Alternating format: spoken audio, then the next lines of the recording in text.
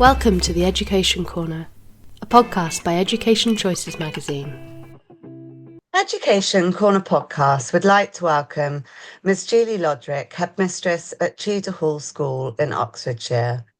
Tudor Hall is an independent day and boarding school for girls aged 11 to 18, nestled in the heart of the Oxfordshire countryside. Individuality is encouraged and valued, resulting in strong, ambitious and determined young adults. A plethora of diverse co-curricular opportunities complement the academic provision, allowing each girl to find something that can become their passion. Whether a day pupil or boarder, each Tudor Hall student is immersed into a world of possibilities and opportunities, enabling them to grow personally and academically.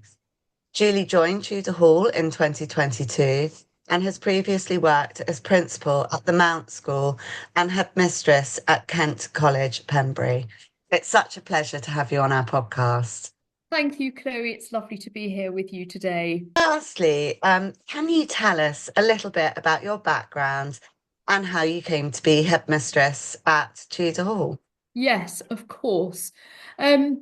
I was very fortunate for my secondary school to go to a girls' boarding school. My father was in the services, he was in the Navy. So my parents had the opportunity for me to go to boarding school, and I loved every minute of it. And I say to my pupils and to my parents, I think very much I wouldn't be here today doing what I'm doing if I hadn't have had access to all of those phenomenal opportunities. Whilst I was at boarding school, I chose to take singing lessons, to take drama lessons. I was already learning the piano, and it was there that through brilliant teachers, they said, actually, there might be something here. There's a possibly a bit of a talent, and so I ended up singing, playing the piano, doing music A level,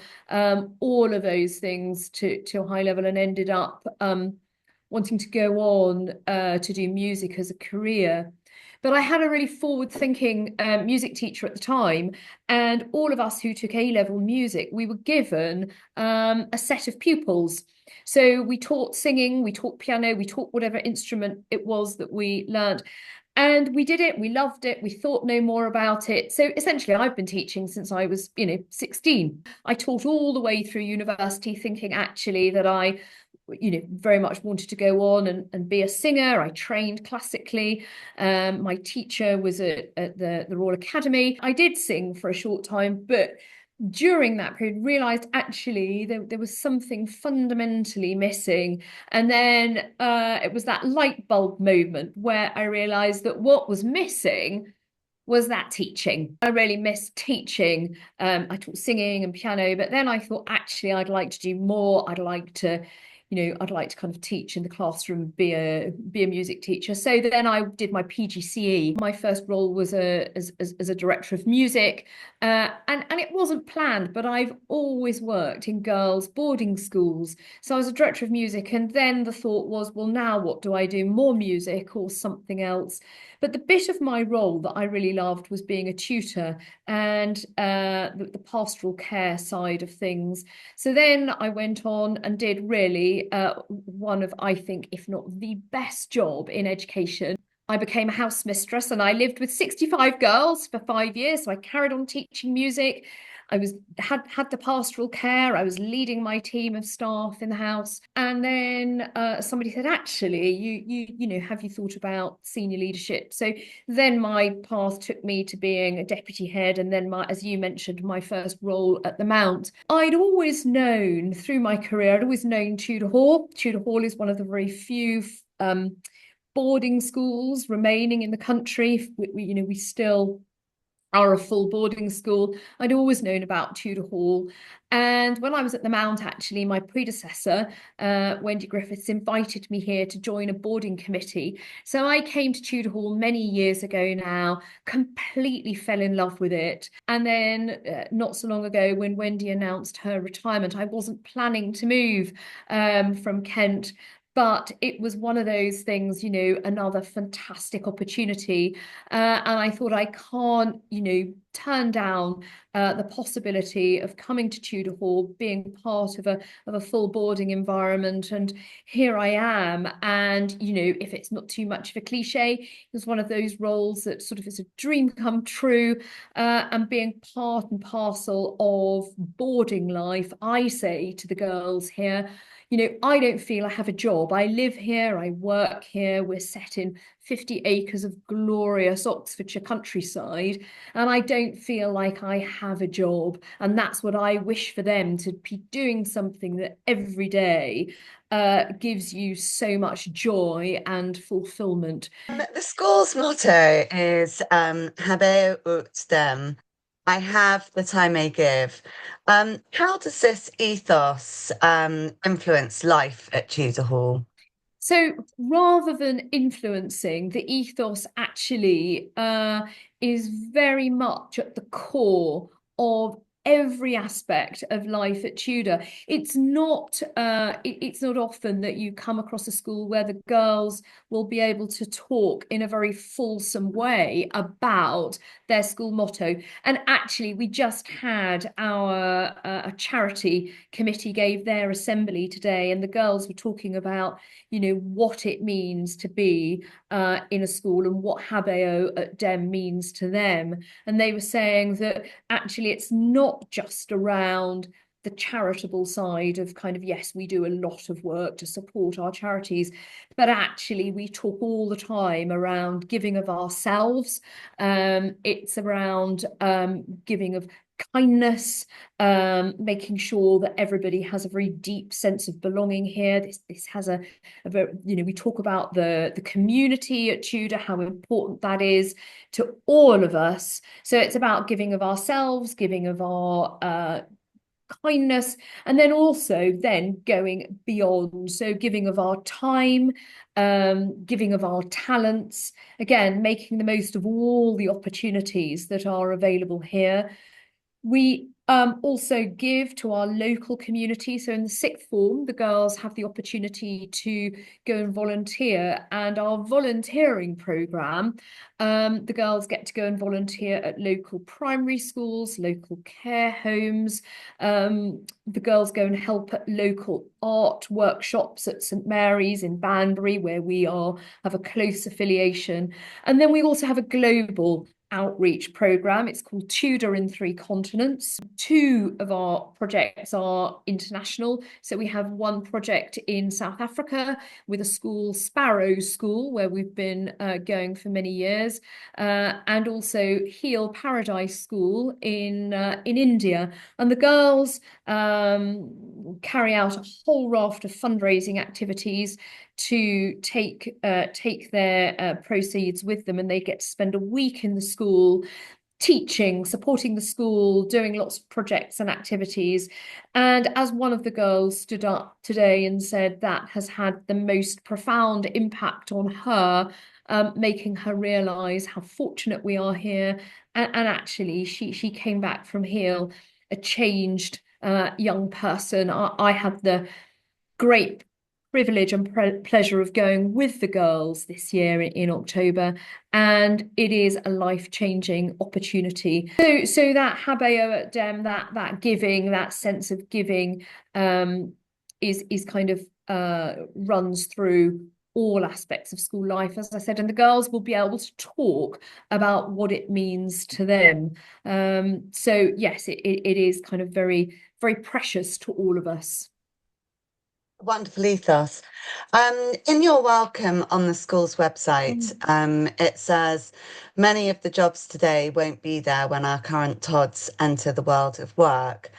How do you prepare your pupils for the future beyond education and equip them to thrive in this fast-changing world of work? So, Chloe, I think that this is all very much linked with the developments that we're seeing in AI, and being cognizant of the impact that AI is going to have not only on the world of work, but just life in general. And I think that actually the most important characteristic that we need to give the girls, and actually all our young people, is with AI, it's going to be the human characteristics actually that are going to become more and more important as AI does, takes on more of the kind of making everything much more automatic and all of that. Actually, it's going to be the human skills and characteristics that are going to be prized above all else.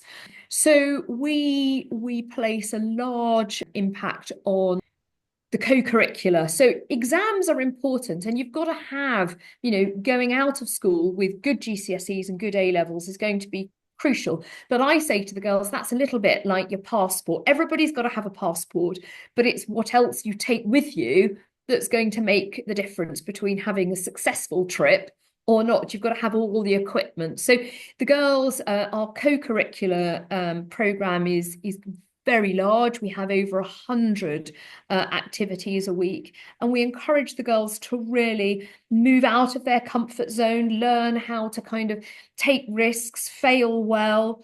And then in terms of the world of work, it's getting them to think not only about jobs, but their place in the wider world. So we start to talk to the girls right from year 7 in Todd around their hopes and their aspirations and what they understand to be the roles that they might be thinking about, how it all works. We have a fantastic careers program in place where we make great use of our OT, of our Old Tudorian network.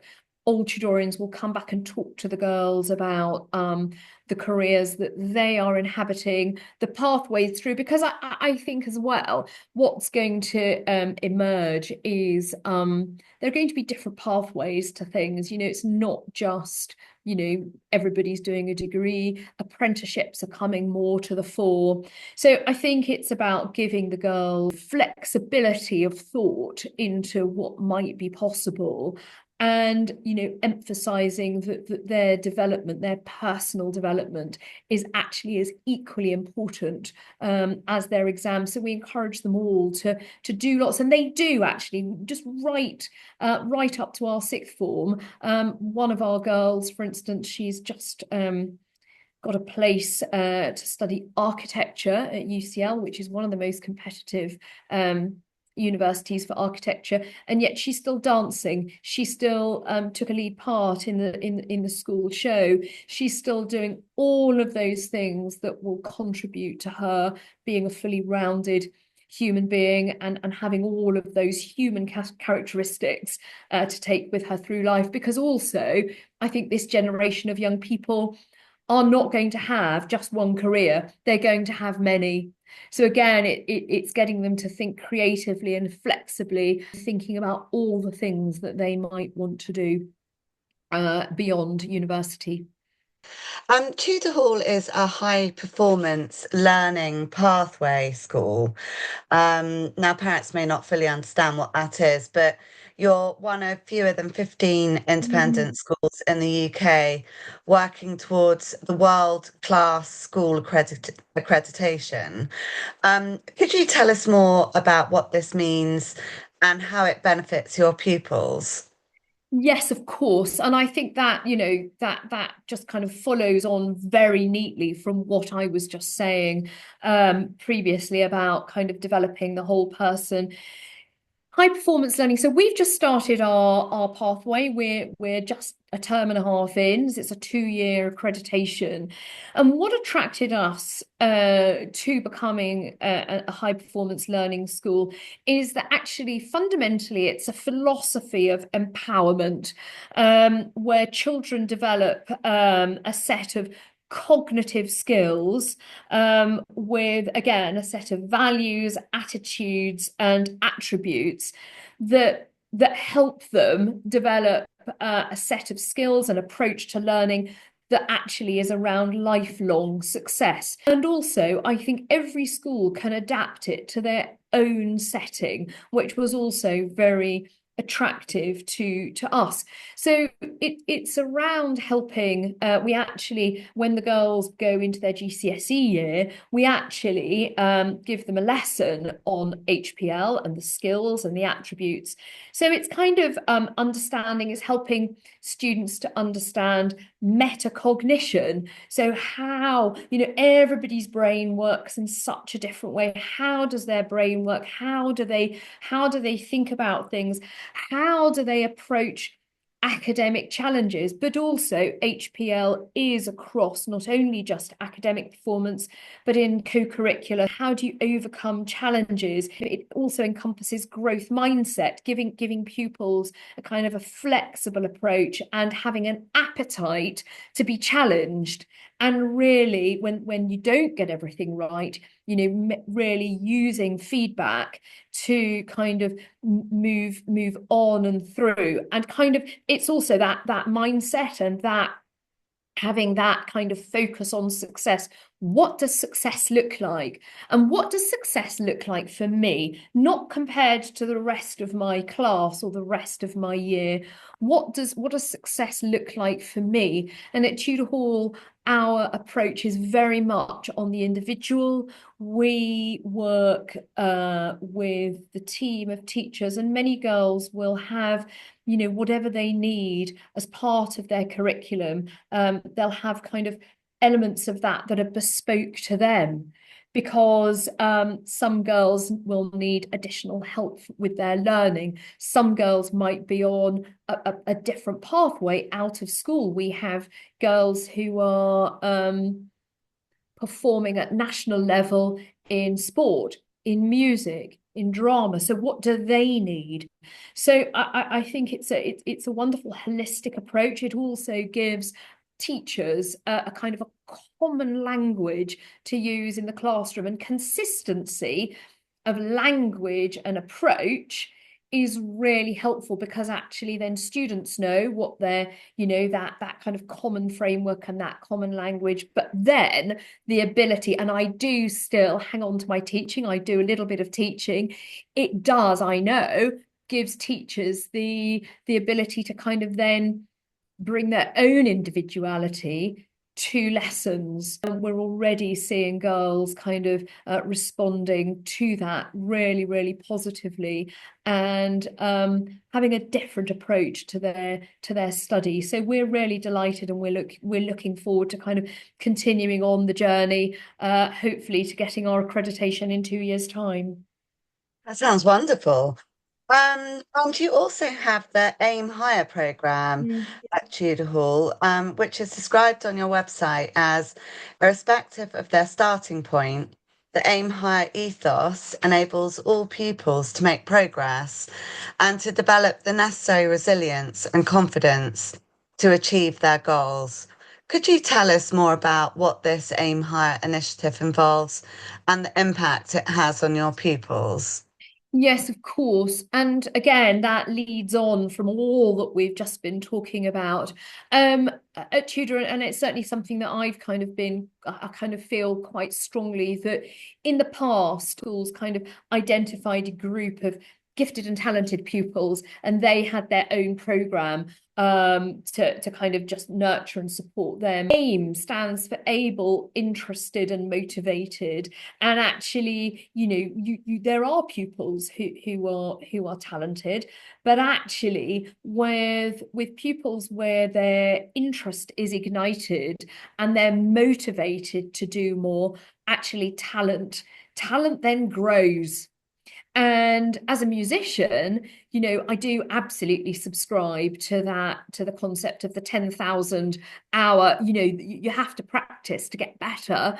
And in the end, at those very, very top levels for sport and music, actually it is the differential between those who've practiced the most will actually end up winning the competition or so, and it isn't solely down to talent. So with our Aim Higher program, we say to all of the girls, come on, everybody should be aiming high from wherever your starting point. Actually, you can achieve extraordinary things with determination with resilience. We see that in the girls here, again, having just been to the production of Beauty and the Beast, it was on Friday. You know, there were girls taking principal roles there who only discovered that they had a voice and they could sing less than a year ago. And they're there and they have the confidence to do it. And I think confidence is another key element of kind of empowering and encouraging children to have the belief that they can do it.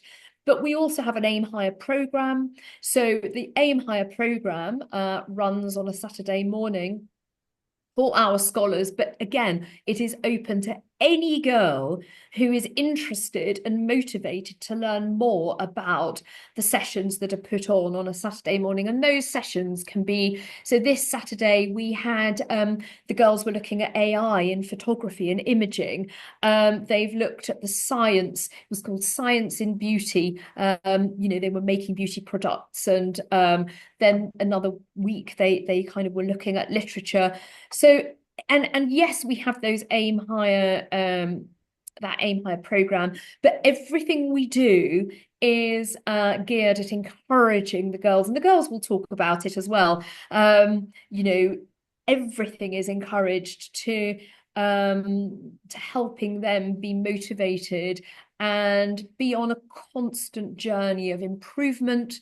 And we also encourage that in staff, so that staff are role modelling, aiming high. So many of our staff pursue their own professional outlets. So the girls are seeing the staff aim high too. So it's a collective approach in our community. And again, just highlighting our old Tudorians who do wonderful things. Just on Friday, an OT was on desert island discs.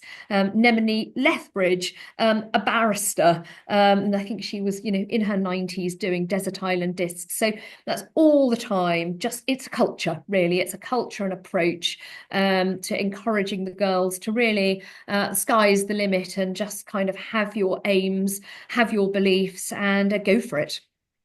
How wonderful. How do you feel that your pupils benefit from being in an all-girls environment?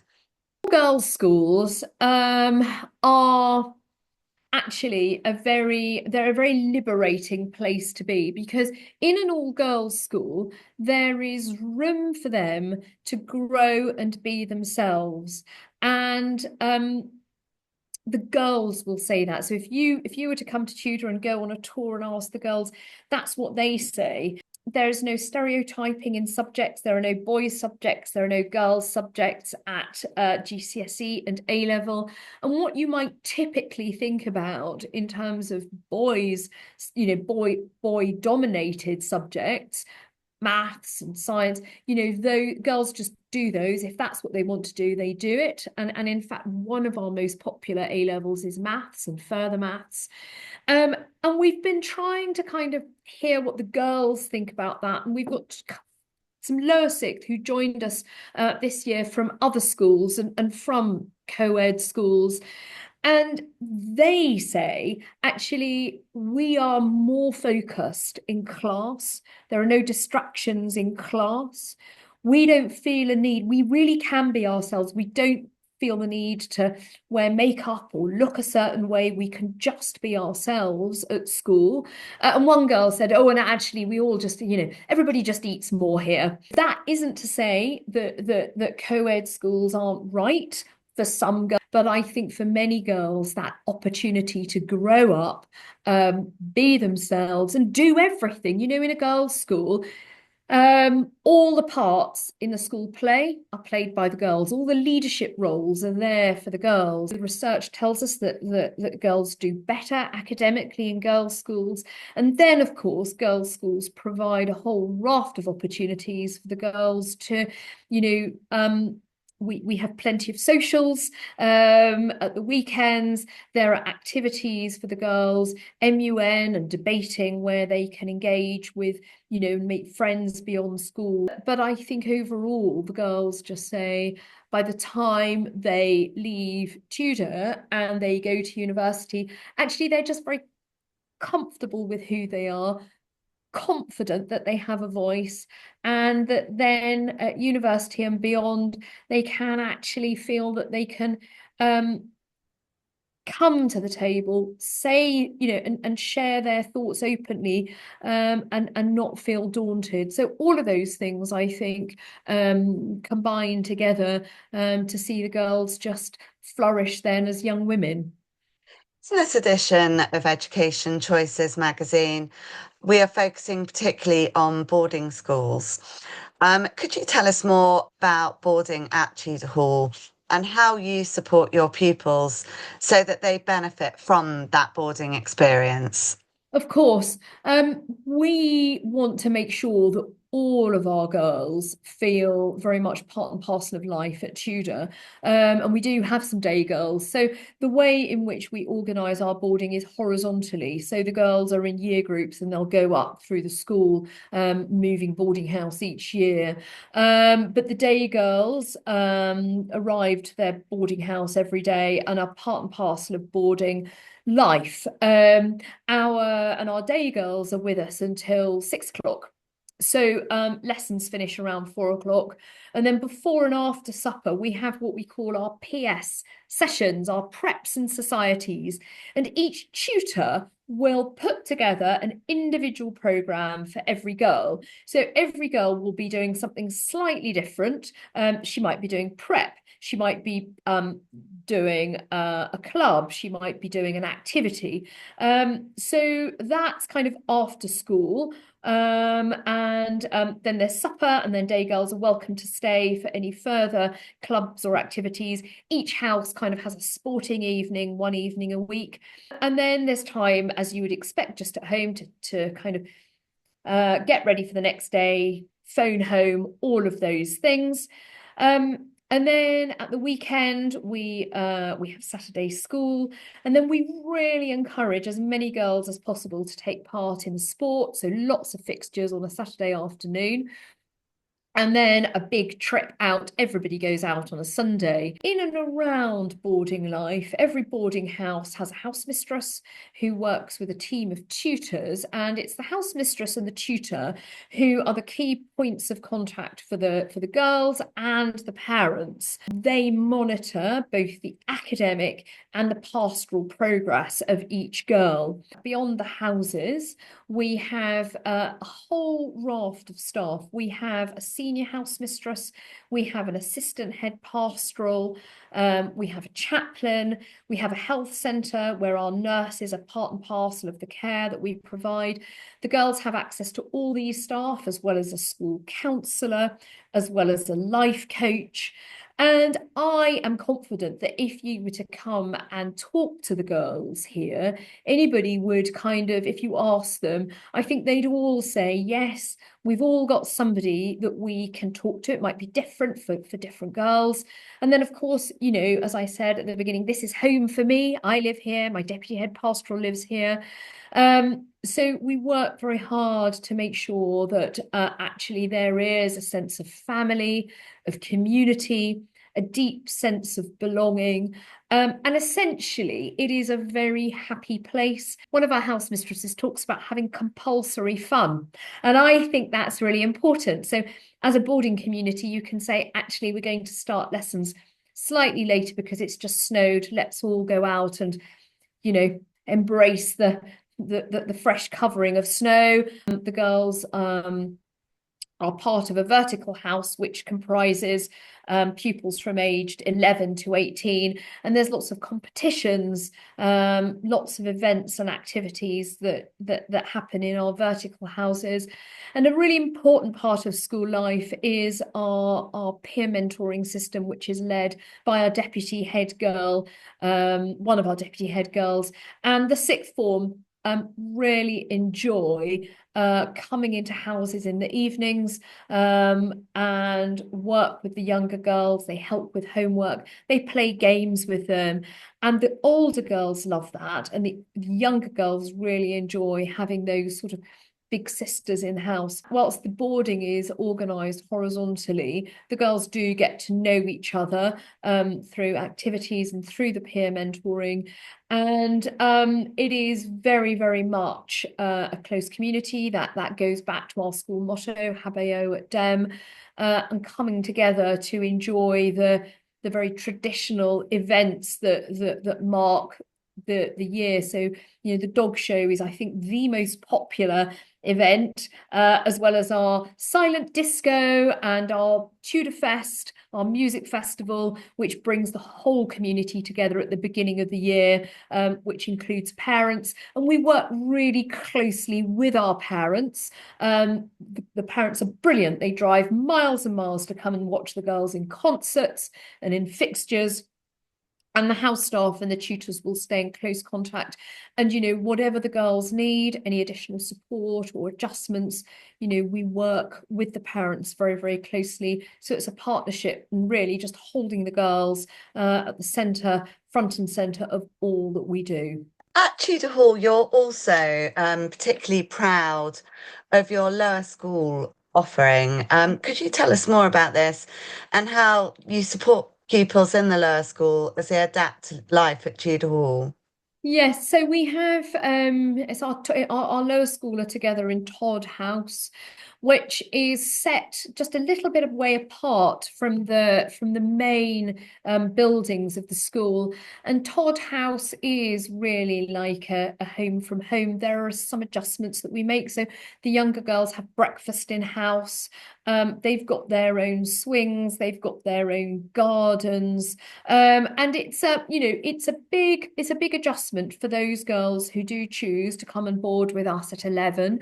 So we are now kind of making our lower school offering in terms of boarding a little bit more family friendly. It's a little bit more flexible. Again, some girls need just a bit more time at home before they can fully adjust in year 9 or in the 3s to that more full boarding approach. There's a family living. The house mistress has her small daughter there. So Todd House is able to kind of adjust what they do. The younger ones get tired much more quickly, so there's flexibility there, just as you would do with your child at home. Say, okay, I think an early night is needed now. We also have a gap student living there, so that actually younger students need quite a lot more support sometimes and practical help. So they have everything there that they need to help them then transition into a bigger environment in the 3s, because in the 3s we have that's a really big intake from us, from prep schools and from 13 plus prep schools. So they've kind of had that bit more nurturing approach at 11 and 12, and then are fully ready to kind of embrace all that the 3s has to offer. You'll be celebrating the school's 175th anniversary from September and throughout the next academic year. What stands out as you reflect on the school's history and how it has evolved over this time? There is no doubt that what emerges most strongly is the bonds of friendship that Tudor girls develop. Not only that, also the many generations of families that are still at Tudor. So many of our girls here have had mothers, aunts, cousins, and there are some girls who are cousins here. It is, it has a long tradition of families choosing Tudor Hall because generations, they said they love their time here and want the same for their girls. If you talk to the sixth form, they will say, we know before we leave Tudor and go to university, we will make friends for life. And when I go and meet our OTs that we have a 5-year reunion, a 10-year reunion, a 20-year reunion. But it's interesting at that 5 and the 10-year reunion, the girls they're young women, aren't they, by then? They're saying, actually, not a week goes by when I don't speak with a Tudor girl, and I'm still living with my Tudor friends. So that sense of community that I've talked about a lot, that continues. So the education at Tudor is an education that stands girls in good stead for the rest of their lives. So that's very, very strong. And then I think the other thing that we're really seeing as we're kind of beginning to we're looking back into our archives is the confidence that a Tudor education gives girls to go on and kind of forge their own path. For many generations, the creative arts have been a real strength. It's very much kind of something in the bricks. That's not to say that everything else isn't brilliant. We have kind of some quite high profile creative artists amongst our alumni. Textiles is really strong here, but equally, I think it's that belief that they can go on and do anything else. So we've got girls who've gone on into medical and veterinary and teaching. I think it's that confidence that that has come through, and the sense of tradition. The girls love their traditions here at Tudor. The things that have kind of generation upon generation we're still doing, and that means so much to the girls now. So that there's a lot to celebrate in the next year as we look to our 175th birthday, and we're very much excited by the many events and activities that we've got planned.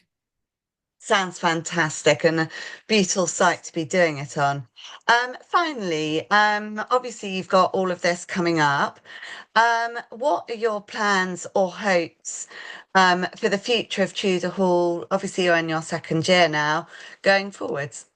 So I think that Tudor will continue to flourish as a girls' boarding and day school, that it will continue to value the traditions and that sense of community and that critical consciousness of the wider world, and most importantly be a school where girls can be themselves and to excel as themselves.